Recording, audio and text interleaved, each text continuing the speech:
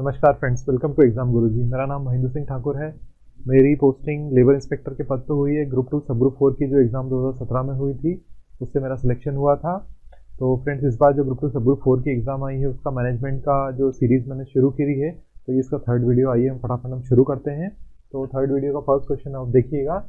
तो इसमें सबसे पहले अब हम आएंगे फाइनेंशियल अकाउंटिंग के। अभी मैं आपको शुरू में थोड़ा और डिटेल आपको ये बताऊंगा कि हो क्या रहा है। अभी जो मैनेजमेंट का जो जनरल मैनेजमेंट जो उन्होंने लिख रखा है उनके सिलेबस में ग्रुप 2 सब ग्रुप 4 के, उसमें उन्होंने मैनेजमेंट का, अकाउंटिंग का, कॉमर्शियल का, जितनी भी सारी चीज़ें सब एक साथ में आ गई है। इसमें 25 क्वेश्चन जब आप देखोगे ना, तो इसमें जो मैनेजमेंट का जो बंदा है जिसने बीबीए या एमबीए कर रखा है ना, वो समझ पाएगा इस चीज़ में कि किस किस लेवल के सवाल पूछे। वो तो छोड़ो, पीएचडी लेवल तक के इसमें सवाल पूछे, क्योंकि मैं खुद मैनेजमेंट का स्टूडेंट हूँ।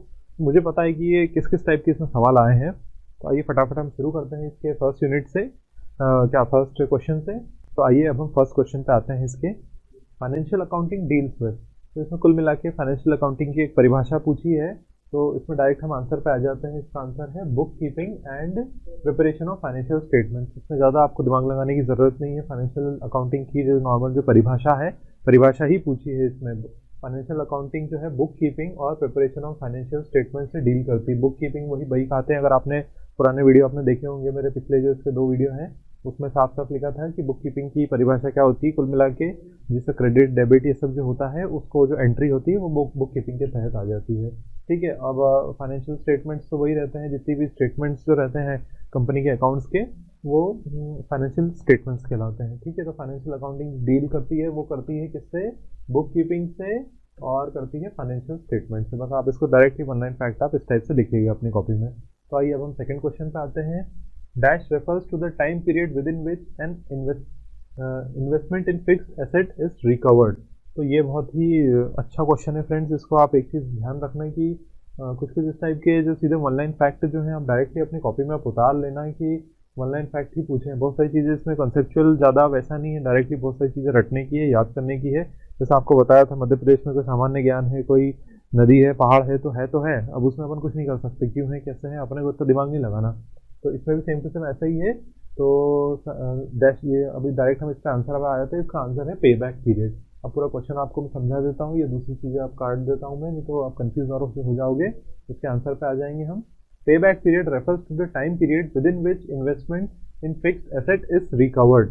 ठीक है फ्रेंड्स। तो पे बैक पीरियड होता क्या है? पे बैक पीरियड वो होता है कि आज मैंने मान लो 100 रुपये लगाए हैं मार्केट में, ठीक है, और मुझे वापस वो 150 रुपये होके मिले हैं। अब वो कितने समय में मिले? मान लो 6 महीने में मिले हैं मेरे को। ठीक है। तो 6 महीने का जो है वो मेरा पे बैक पीरियड हो जाएगा। ठीक है। पे बैक पीरियड वो हो गया जिसमें मेरे को जो 100 से 150 रुपये जो मिले हैं वो इतने समय के अंदर मेरे को मिल चुके हैं। ठीक है फ्रेंड्स। तो pay back period refers to the time period within which an investment in fixed asset is recovered. देखिए ये रिकवर्ड है। ठीक है फ्रेंड्स। तो आते हैं हम थर्ड क्वेश्चन पे। To retain which of the following resources are organisation changing their policies. ये बहुत ज़रूरी क्वेश्चन है और नहीं भी है एक एज ए कंपनी की टर्म्स में। तो सीधे सीधे इसका आंसर है एम्प्लॉयज़ को रिटेन करने के लिए। ठीक है। तो दूसरी जो चीज़ें हैं, एसेट संपत्ति तो अलग चीज़ें हैं।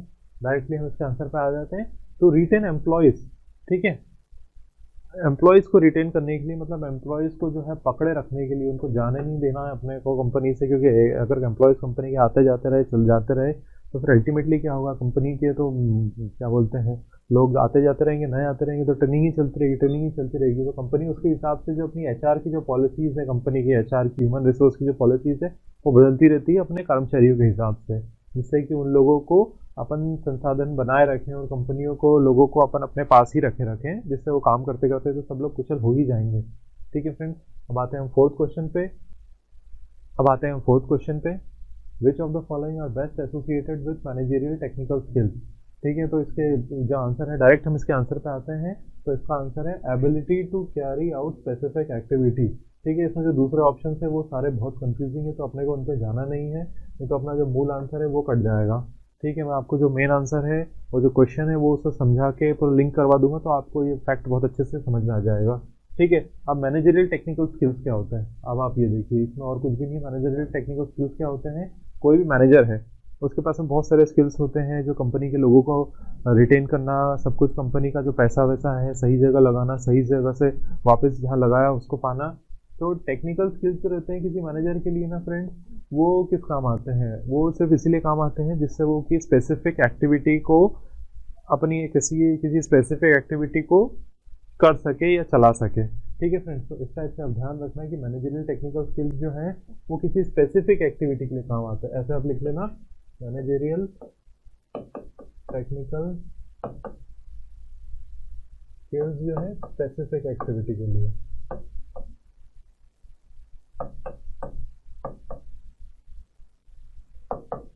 ठीक है, मैनेजरियल टेक्निकल स्किल्स जो है स्पेसिफिक एक्टिविटी के लिए है।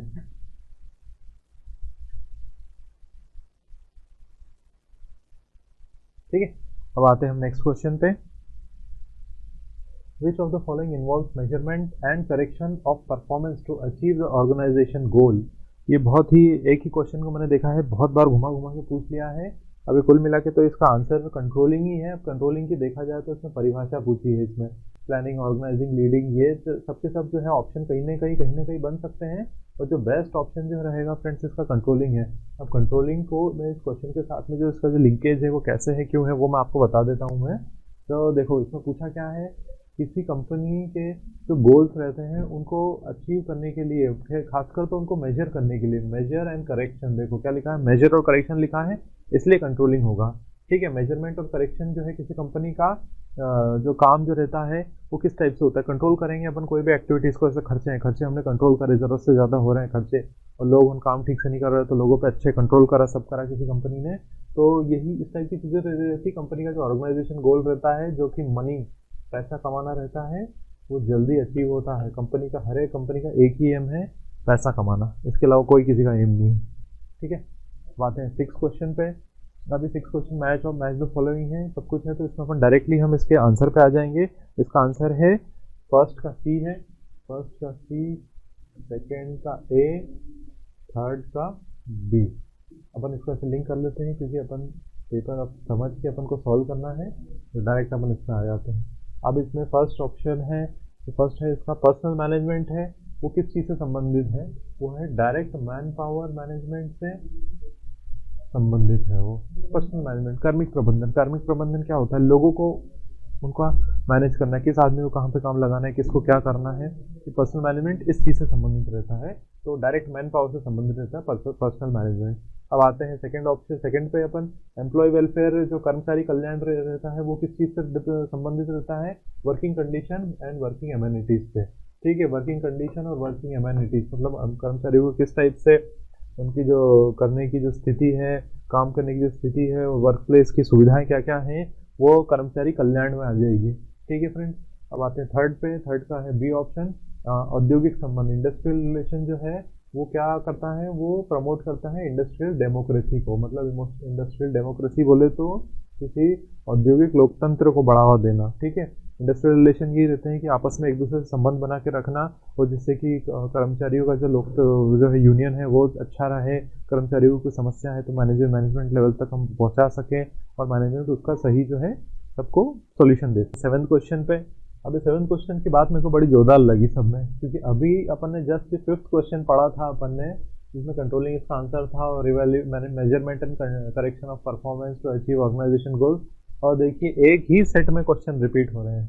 वाह यार, इससे अच्छी लक की बात क्या हो सकती है। अगर जिसने कंट्रोलिंग इसमें टिक कर दिया और जिसको कंट्रोलिंग समझ में आ गया हो, तो आप खुद ही सोचिए कि ये इतनी बड़ी चीज़ है कि एक ही सेट में क्वेश्चन रिपीट हो रहे हैं, जो कि व्यापम ने तो बहुत ही अच्छा काम किया है उन बच्चों के लिए जिनको आंसर आता है। अब आते हैं अपन 8th क्वेश्चन पे। When you prepare final account where you will transfer bad डेब्ट रिकवर्ड अकाउंट। इसको अगर हिंदी में पढ़ेंगे अपन तो इसमें सीधे सीधे इतना पूछा है कि कोई सी भी ऐसी संस्था है, मतलब एक बार वापस आपको पूरे प्योर हिंदी में वापस बता देता हूँ मैं।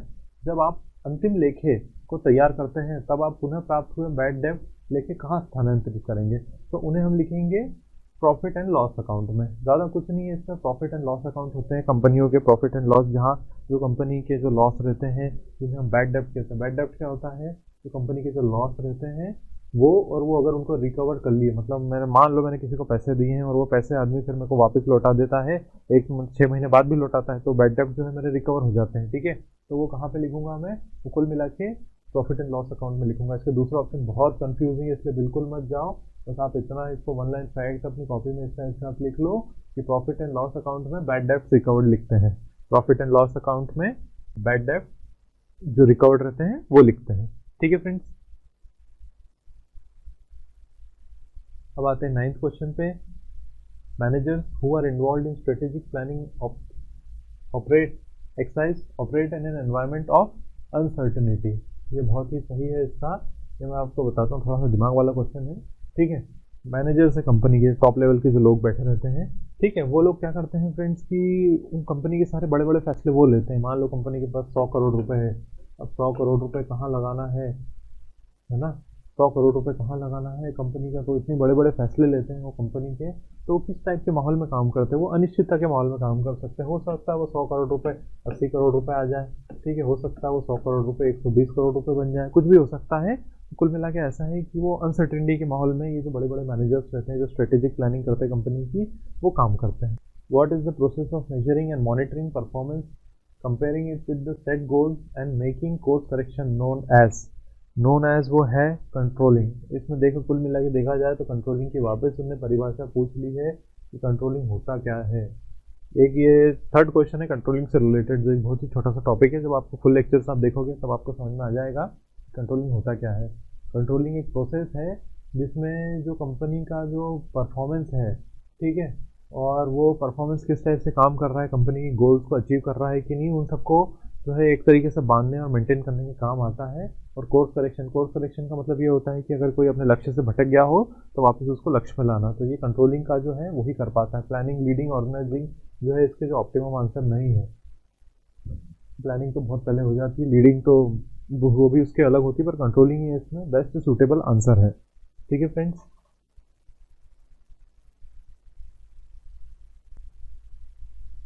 अब आते हैं 11th क्वेश्चन पे। Accounting to the financial standards board, ठीक है, which of the following is a cash flow from a financial activity. सबसे पहले तो आपको इसमें एक चीज बता दूंगा कि इस क्वेश्चन में FASB का फुल फॉर्म आप लिख लो। FASB का फुल फॉर्म है फाइनेंशियल अकाउंटिंग स्टैंडर्ड बोर्ड। क्यों? क्योंकि फ्रेंड्स ये भी इस टाइप की चीज़ें भी आ सकती है एग्जाम में। FASB का फुल फॉर्म बता दो तब आप क्या कर लोगे।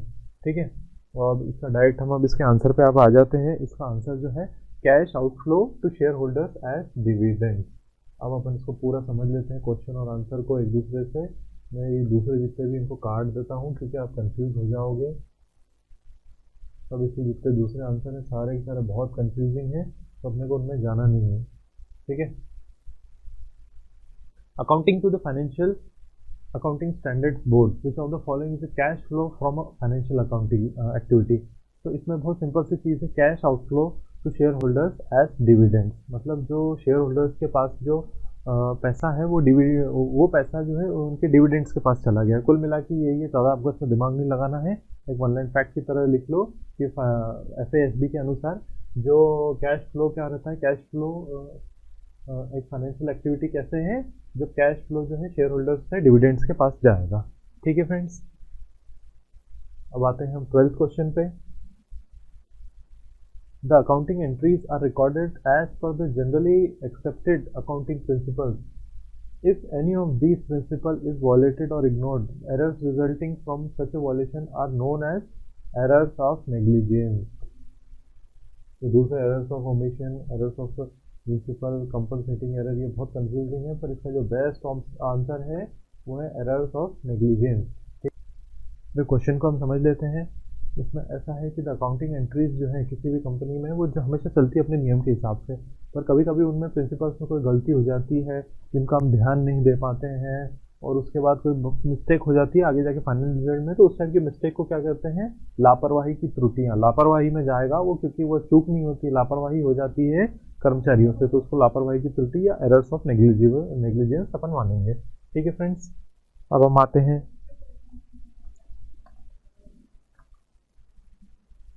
हम 13 क्वेश्चन पे। Which of the following selection test is conducted by organisation to measure the ability to learn a given job when given adequate training. ठीक है, तो इसका बड़ा सिंपल सा कोई आंसर है, इसका आंसर है एप्टीट्यूड टेस्ट है इसका। ठीक है, एप्टीट्यूड टेस्ट इसका आंसर है। अचीवमेंट टेस्ट, इंटेलिजेंस टेस्ट पे आप मत जाओ, इंटेलिजेंस टेस्ट अलग होता है। अचीवमेंट टेस्ट तो पता नहीं कुछ होता है, पहली बार सुना। सिचुएशन टेस्ट भी पहली बार सुना मैंने। एप्टीट्यूड टेस्ट पे आप जाओगे। ठीक है, तो कौन सा इस टाइप का टेस्ट है जो कोई ऑर्गेनाइजेशन जो है कंडक्ट करती है किसी आदमी को स्पेसिफिक काम करने के लिए, जिससे कि उसका जो दिमाग है ना, मतलब एक बौद्धिक क्षमता जो है उसकी नापने के लिए, तो एप्टीट्यूड टेस्ट होता है। जैसे अपने व्यापम में भी एप्टीट्यूड टेस्ट होता है, तो एप्टीट्यूड टेस्ट से जो रहती है बौद्धिक क्षमता को नापा जाता है। ठीक है। 14 क्वेश्चन पे, external information originate outside the organisation, which of the following is an example of external information. ठीक है, तो ये बहुत आपको मैं उस टाइप का बता देता हूँ कि मैं, आपने भी देखा होगा अपनी लाइफ में बहुत सारी बार, आप कहीं कहीं जाते हो तो एक्सटर्नल इन्फॉर्मेशन होती है। एक्सटर्नल इन्फॉर्मेशन वो होती है जो कंपनी के लोगों से नहीं आती है, जबकि कंपनी के बाहर के लोगों से आती है। ठीक है, तो इसका जो आंसर है कस्टमर फीडबैक है।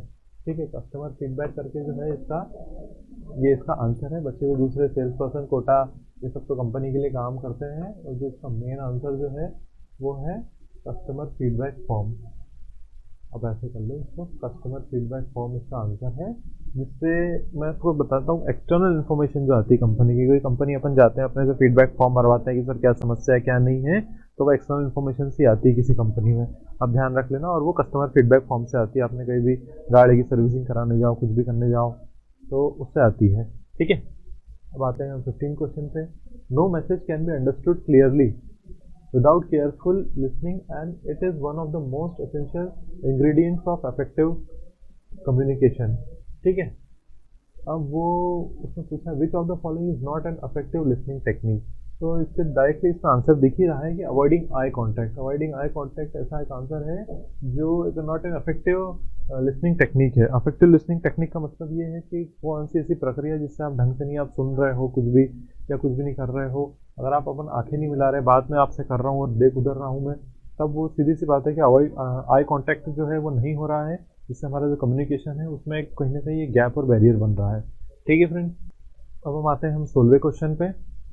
Accounting concept which says business will run for a long period of time is called as going concern concept. बस आप इसको इतना याद रख लो, ये जो भी है इनको कुछ मत पढ़ो आप, ये सीधे किसी जगह पे गोइंग कंसर्न कंसेप्ट की है ना डेफिनेशन पूछिए इसमें। गोइंग कंसर्न कंसेप्ट क्या होता है? ऐसा कंसेप्ट वो जो ये कहता है कि बिजनेस जो है लंबे समय तक चलेगा, बस उसका मतलब यही है। गोइंग कंसर्न कंसेप्ट यही कहता है। ठीक है, वन लाइन फैक्ट ही है, ज़्यादा आपको कुछ सोचने की जरूरत नहीं है इसमें। अब आते हैं 17 क्वेश्चन पे। When a person has to fulfil 2 और more contrasting set of expectation what is the outcome. ये बहुत ही ज़्यादा ट्रिकी क्वेश्चन है। अगर आप डायरेक्ट इसको एग्जाम में देखो ना तो इतने आसानी से आपको आएगा नहीं है। अब आपको सीधे सीधे बताता हूँ, डायरेक्ट इसका आंसर रोल कॉन्फ्लिक्ट पे। रोल कॉन्फ्लिक्ट पे हम आ जाते हैं। दूसरा ऑप्शन आप मत देखो, नहीं तो कंफ्यूज हो जाओगे। ठीक है, रोल कॉन्फ्लिक्ट में ये है कि कोई आदमी है जिसके पास, एक आदमी के पास 2 काम दे रखे हैं, तो वो खुद कंफ्यूज हो जाएगा कि मैं किस टाइप से काम करूँ, ये काम करूँ, वो काम करूँ, क्या नहीं करूँ। तो उसका जो भूमिका है, भूमिका में कॉन्फ्लिक्ट आ जाएगा। कॉन्फ्लिक्ट मतलब संघर्ष जैसी चीज़ हो जाएगी, मैं ये करूँ कि वो करूँ मैं। ठीक है, तो रोल क्लैरिटी तब होती है जब एक आदमी को एक ही काम मिलता है। ठीक है, रोल परसेप्शन का तो इसमें काम ही नहीं, और कंफ्यूजन भी बिल्कुल इसमें ऑप्शन बनेगा ही नहीं। तो इसका बेस्ट ऑप्शन जो है रोल कॉन्फ्लिक्ट ही रहेगा। अब आते हैं हम 18 क्वेश्चन पे। 18 क्वेश्चन में पूछा है what a company best does is known as. Company सबसे अच्छा क्या करती है? तो इसका डायरेक्ट एक आंसर है कोर कॉम्पिटेंसी, मूल समक्षता। कुछ नहीं है, कंपनी का उपयोगिता तो आंसर बनेगा ही नहीं, उपयोगिता का कोई लेना देना ही नहीं, वैल्यू चेन भी कोई मतलब नहीं है, कंपटीशन भी मतलब नहीं है। जो कोर कॉम्पिटेंसी रहती है कंपनी जो है बेस्ट करती है मूल समक्षता। इसमें ज़्यादा कुछ समझ लायक है नहीं, वन लाइन फैक्ट है, आप इसको याद कर लीजिएगा। अब आते हैं हम 19 क्वेश्चन पे। ये भी एकदम वन लाइन फैक्ट है, याद करने जैसा है। इसको डायरेक्ट हम पहले आंसर पे आ जाते हैं। इसका आंसर है थ्योरी ऑफ मैकग्रॉजर। थ्योरी ऑफ मैकग्रॉजर क्या कहती है? थ्योरी ऑफ मैकग्रॉजर ये कहती है कि theory of McGregor represents the traditional approach to managing and with concern control and directed people. बस थ्योरी ऑफ मैकग्रॉजर ये कहती है। थ्योरी ऑफ मैकग्रॉजर मजबूर, नियंत्रित और निर्देशित लोगों के साथ प्रतिबंध करने के लिए पारंपरिक दृष्टिकोण को प्रदर्शित करता है। बस आप ऐसा कैसा कॉपी में लिख लीजिए। अब आते हैं हम 28 क्वेश्चन पे।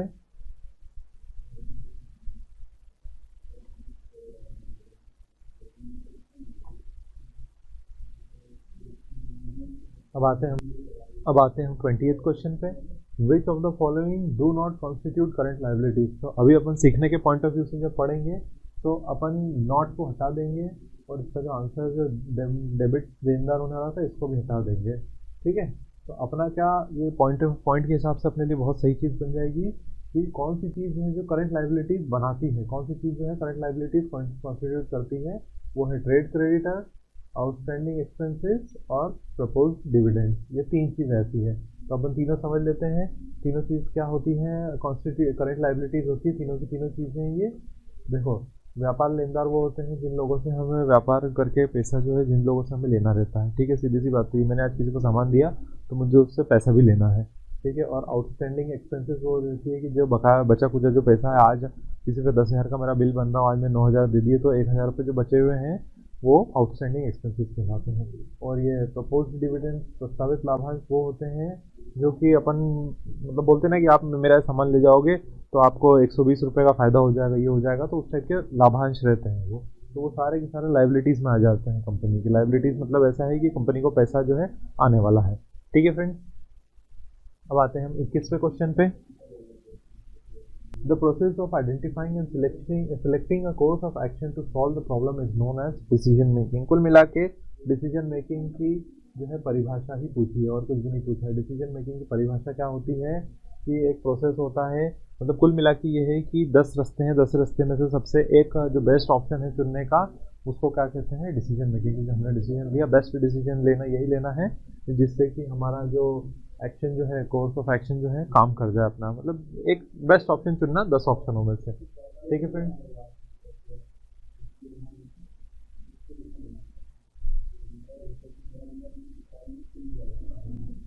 अब आते हैं 22वें क्वेश्चन पे। गुडविल एक एग्जांपल है। Goodwill is an example of intangible संपत्ति। गुडविल क्या होती है कि अपना बीच का व्यवहार है। यार आज मैं कुछ सामान रखने गया, 1,000 का सामान लाया, दुकान वाला मेरे को बोला कि ठीक है भैया कल दे देना, कोई दिक्कत नहीं, ना तो उसने कहीं लिखा ना तो कुछ करा, तो गुडविल है हम दोनों के बीच की कि भैया ठीक है व्यवहार है अपना। तो किस टाइप की चीज़ है वो, एक इंटेंगिबल संपत्ति, मतलब जैसे कि हम गिन नहीं सकते हैं। ठीक है, तो यही है, इसमें और कुछ भी नहीं है। Goodwill is an example of intangible asset है। ठीक है, मैं इसमें लिख देता हूँ इंटेंगिबल एसेट।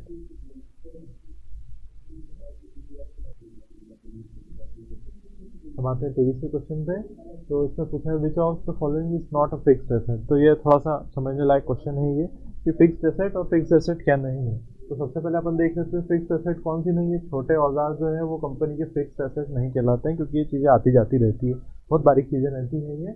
अब इसमें अपन क्वेश्चन को पलट देते हैं, विच of the following is a fixed asset. तो फिक्स्ड एसेट क्या हो गई, गुडविल हो गई, स्टॉक हो गई, व्हीकल हो गए गाड़ी के, और लीज होल्ड हो गई। जो लीज होल्ड हो गई, जो कंपनी की जो संपत्ति है उसकी लीज अगर कंपनी ने ले रखी होगी तो वो भी कंपनी की जो है फिक्स्ड एसेट कहलाएगी। ठीक है फ्रेंड्स, अब आते हैं हम 24वें क्वेश्चन पे। A company has gone bankrupt and its liabilities are far excess of its assets. A shareholder will be called upon to pay। मतलब कुल मिला के ये है कि ये कंपनी जो है पूरी दिवालिया हो गई है। अब वो कंपनी में कुछ भी नहीं बचा है, पैसा लोगों को देने को नहीं बचा है, पूरा सरकार ने अपने आप से ले लिया। तो क्वेश्चन में पूछा है तो कंपनी का जो शेयर होल्डर है उसको क्या मिलेगा, उसको मिलेगा कुछ नहीं, क्योंकि कंपनी के पास देने के लिए ही कुछ बचा ही नहीं, तो कंपनी अपने शेयर होल्डर को क्या देगी। तो बड़ा ही थोड़ा कॉमन सेंस का क्वेश्चन था कि कंपनी दिवालिया हो जाएगी तो कंपनी के शेयर होल्डर्स, जो कंपनी के जो हिस्सा रखते हैं लोगों, जिनका कंपनी में हिस्सा है, वो उनको तो कुछ नहीं मिलेगा, सीधी सी बात तो यही है। ठीक है, अब हम आते हैं 25वें क्वेश्चन पे। The asset which can be converted into cash within short period of time is called as liquid asset. Liquid asset से बहुत इंपॉर्टेंट क्वेश्चन है। लिक्विड एसेट क्या होती है? लिक्विड एसेट वो एसेट होती है जिन्हें फटाफट हम कैश में कन्वर्ट कर सके। जैसे मान लो लिक्विड एसेट में हो गई सोना हो गई। ठीक है, सोना अपन फटाफट बेच के अपन उसमें पैसा चाहिए, आज मेरे को पैसा चाहिए, मेरे को 5 लाख का सोना है तो फट से बेच दूँ, 5 लाख रुपए अभी शाम तक आ जाए मेरे पास में, तो वो सब होती है लिक्विड एसेट। तो फ्रेंड्स देखा आपने, ये 25 क्वेश्चन थे ये मैनेजमेंट के थर्ड सेट के। तो हर क्वेश्चन में फ्रेंड्स कुछ ना कुछ आपको नई चीज़ सीखने को मिलेगी और आप हर चीज़ को आप लिखते रहिएगा। तो फ्रेंड्स ठीक है, ऑल द बेस्ट, मिलते हैं हम नेक्स्ट लेक्चर।